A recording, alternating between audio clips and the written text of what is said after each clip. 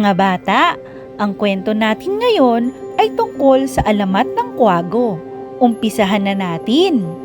Sa isang kagubatan, nakatira ang isang binata na nagngangalang Tiago. Mahal niya ang kalikasan, kaya binabantayan niya ang bundok at gubat para hindi maubos ang mga hayop, mawala ang mga puno at halaman. Isang araw, biglang sumiklab ang malaking sunog sa gubat. Naapula niya ito, pero sinisisi niya ang kanyang sarili sa nangyari. Ilang puno at hayop kasi ang naabo sa sunog. Labis niya itong ikinalungkot. Dahil dito, buong araw at magdamag na nagbabantay si Tiago. Nabalitaan din niyang may grupong sadyang nagsusunog ng gubat para magkainin.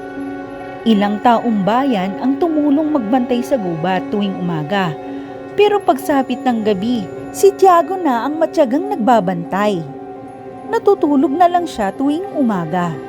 Nang pumanaw si Tiago, isang ibon na may malalaking mata ang nagpapakita tuwing gabi sa gubat.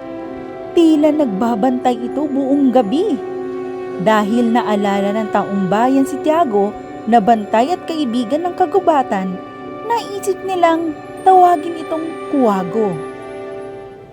O mga bata, anong natutunan nyo sa ating kwento? Tama, maging mapagmahal sa kalikasan. Yan muna ang aralin natin ngayon. Hanggang sa susunod nating kwento, paalam!